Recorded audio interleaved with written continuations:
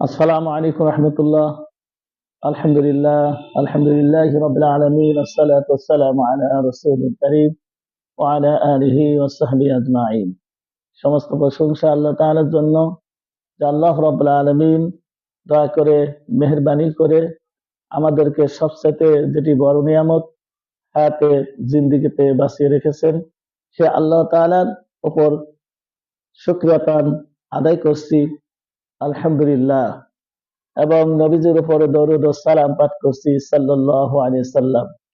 নবীজির সাহাবী হযরত আবু হুরায়রা রাদিয়াল্লাহু তাআলা আনহু, তিনি আল্লাহ রাসূল সাল্লাল্লাহু আলাইহি সাল্লামকে লক্ষ্য করে বললেন, ইয়া রাসূলুল্লাহ, হাবিবুল্লাহ, হুজুর, আপনাকে দেখার সাথে সাথে আমার অন্তর প্রফুল্লতায় ভরে যায়, চক্ষু শীতল হয়। আপনি আমাকে সকল বস্তু নিশ্চয়ের উপাদান সম্পর্কে অবহিত করুন। নবী করিম সাল্লাল্লাহু আলাইহি সাল্লাম জবাবে বললেন, পৃথিবীর দৃশ্যমান সকল কিছু আল্লাহ তাআলা পানি থেকে সৃষ্টি করেছেন। অতঃপর হযরত আবু হুরায়রা রাদিয়াল্লাহু তাআলা আনহু আল্লাহ রাসূল সাল্লাল্লাহু আলাইহি সাল্লামকে বললেন, ইয়া রাসূল হাবিবুল্লাহ, আপনি আমাকে এমন একটি আমল শিখিয়ে দেন, যে আমল করলে আমি জান্নাতে যেতে পারবো।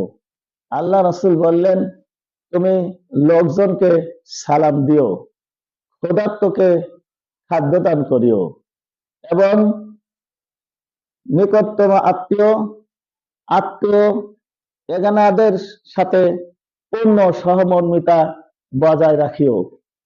আর যখন মানুষ ঘুমিয়ে থাকে, তখন তুমি আল্লাহ রাব্বুল আলামিনের সম্মুখে দাঁড়িয়ে, অর্থাৎ আল্লাহ তাআলাকে একান্ত ভালোবেসে তাহাজ্জুদ নামাজ পড়িও। এই আমলগুলি তোমাকে জান্নাতে পৌঁছিয়ে দেবে। সম্মানিত ভিউয়ার্স, আল্লাহ রাব্বুল আলামিনের নবী আমাদেরকে যে আমলগুলো শিখিয়ে দিয়েছেন, এই আমলগুলি আমরা করে জান্নাতে নিরাপত্তার সাথে পৌঁছে যেতে পারি। তাই আমাদের যখনই কোনো মুসলমানের সঙ্গে দেখা হবে, শিক্ষিত অশিক্ষিত, ধনী গরিব, এবং যার সাথে ছোট বড় যে সমস্ত আল্লাহর বান্দার সাথে দেখা হবে, আমরা ইনশাল্লাহ সালাম বিনিময় করব। এই সালাম যে আগে দিবে, সে অহংকার থেকে মুক্ত। অতএব আমরা বেশি বেশি করে মানুষের সঙ্গে সালাম বিনিময় করব, আগে সালাম দেওয়ার চেষ্টা করব। এর ওসিলায় আল্লাহ তাআলা আমাদেরকে জান্নাতে যাওয়ার তৌফিক দান করবেন। এবং যারা ক্ষুধার্ত রয়েছে, আমরা অনেক সময় শুধু মানুষের যে ক্ষুধার্ত থাকে তা নয়, পশু পাখিও অনেক সময় ক্ষুধার্ত থাকে। আমাদের সম্মুখে এই সমস্ত ক্ষুধার্ত যারাই পড়বে, তাদেরকে আমরা ইনশাল্লাহ খাদ্য দান করব। আত্মীয় স্বজনের সঙ্গে তো ভালো আমরা আচরণ রাখবো ইনশাল্লাহ।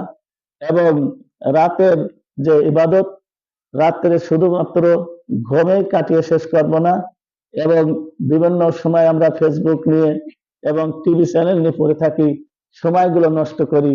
এভাবে না করে যদি রাত্রিতে আল্লাহ রাব্বুল আলামিনের সম্মুখে দণ্ডায়মান হয়ে আমরা তাহাজ্জুদের নামাজ পড়ি, আল্লাহ তাআলার কাছে ওই সময় বান্দা যা চাইবে, আল্লাহ রাব্বুল আলামিন তাকে তাই দান করবেন। যে বেহেশতের কথা বলা হয়েছে, এই বেহেশতের মধ্যে অফন্ত নিয়ামতের মধ্যে কোনো কিছুরই কমতি থাকবে না। তবে ৬টি জিনিসের অভাব রয়েছে জান্নাতে, অর্থাৎ ৬টি জিনিস বেহেশতে থাকবে না। একটি হচ্ছে মৃত্যুর অস্তিত্ব থাকবে না, এবং নিদ্রা বা ঘুমের কোনো অস্তিত্ব থাকবে না, এবং সেখানে থাকবে না হিংসা বিদ্বেষ। ৪ নম্বরে সেখানে কোনো নাপাকি জিনিসের অস্তিত্ব থাকবে না, মলমূত্র সেখানে থাকবে না। এবং আপনার ৫ নম্বর যেটি, সেটি হচ্ছে সেখানে বার্ধক্যের কোনো অস্তিত্ব থাকবে না। এবং ৬ নম্বরে গোঁফ দাড়ি থাকবে না।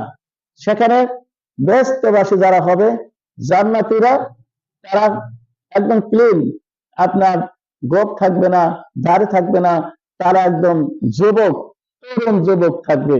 আল্লাহ রাব্বুল আলামিন জান্নাতের মধ্যে যারা যাবে তাদেরকে পূর্ণাঙ্গ সফলতা দান করবেন। দুনিয়ার সফলতা কোনো সফলতা নয়।